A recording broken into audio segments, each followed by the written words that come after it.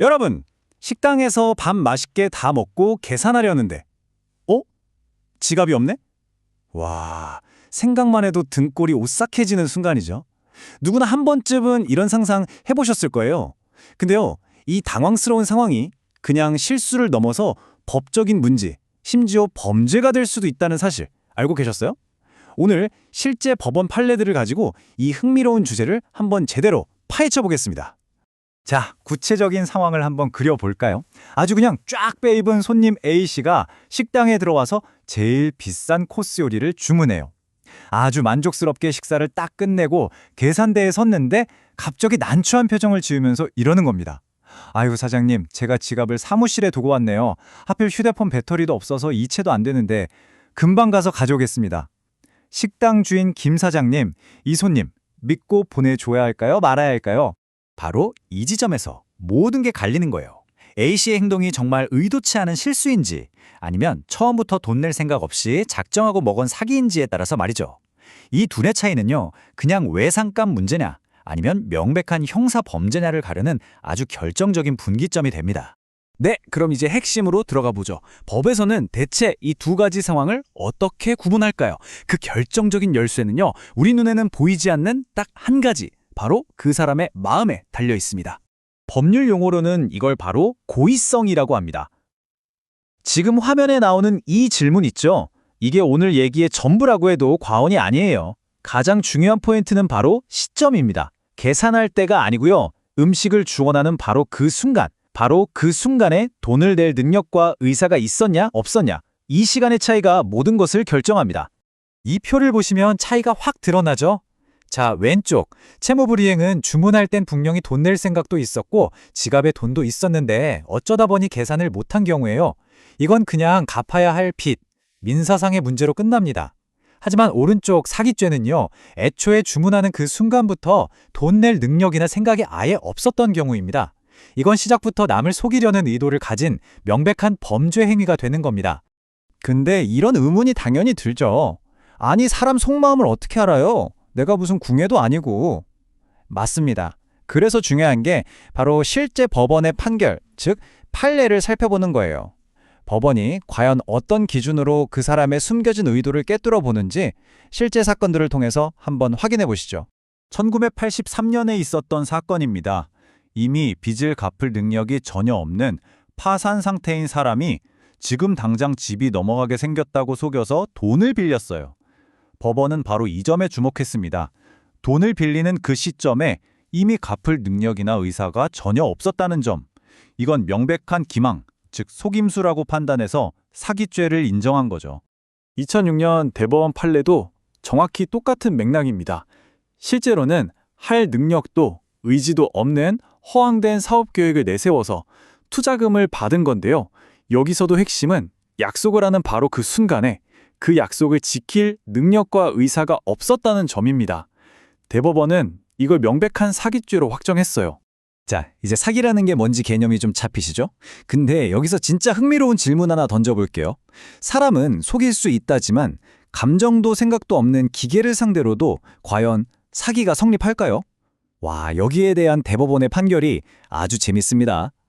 이거 정말 놀라운 판결 아닌가요?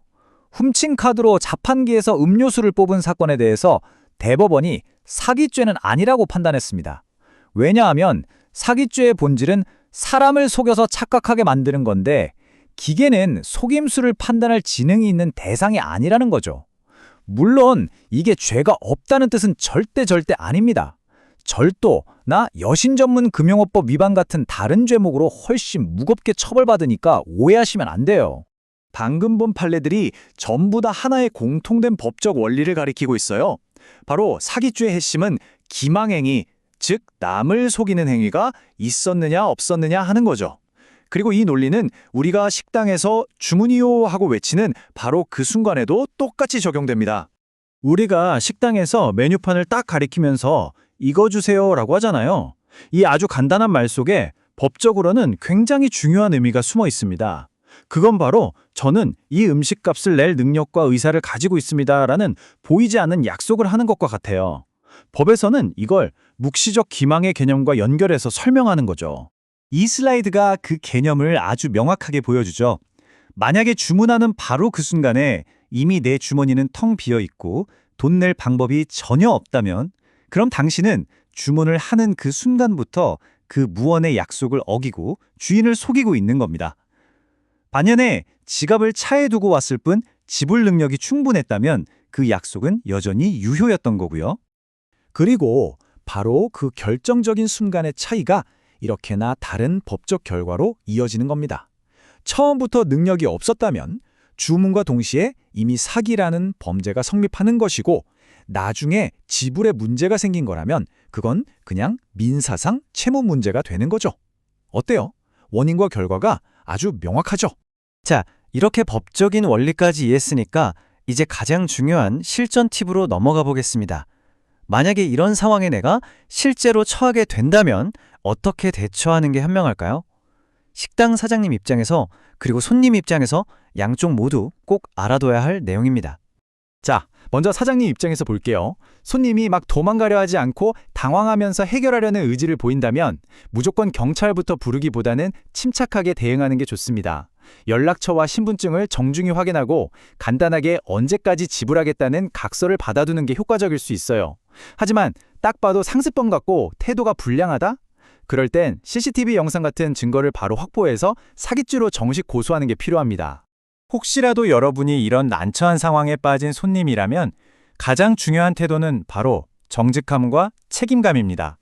즉시 상황을 솔직하게 설명하고 신분증이나 휴대폰이라도 맡기겠다면서 어떻게든 갚겠다는 의지를 보여주세요. 그리고 무엇보다 절대 그 자리에서 도망치면 안 됩니다. 도망가는 순간 진짜 실수였더라도 처음부터 사기의 고의성이 있었다고 판단될 가능성이 엄청나게 높아집니다. 마지막으로 정말 중요한 주의사항 하나만 더 짚고 넘어갈게요. 아까 자판기 사례 기억나시죠? 기계는 속일 수 없어서 사기죄는 아니라고 했습니다. 그럼 키오스크에서 써도 사기는 아니겠네? 이런 생각하시면 절대 안 됩니다. 진짜 큰일 나요. 사기죄는 아닐지 몰라도 여신전문금융업법 위반 같은 훨씬 더 무거운 법으로 처벌받을 수 있으니 이건 정말 해서는 안 될 행동입니다. 오늘 이야기를 통해 식당에서 음식을 주문하는 이 아주 평범한 행동에 얼마나 중요한 법적 의미가 담겨 있는지 알게 되셨을 겁니다. 진짜 거래는 돈을 내는 계산대에서가 아니라 제가 내겠습니다 라는 그 무언의 약속이 오가는 순간에 이미 시작되는 것이었죠. 이 사실을 기억한다면 일상의 많은 순간들을 더 깊이 이해하게 될 겁니다. 한번 생각해보는 건 어떨까요? 우리는 하루 동안 또 어떤 보이지 않는 약속들을 서로 주고받으면서 살아가고 있을까요?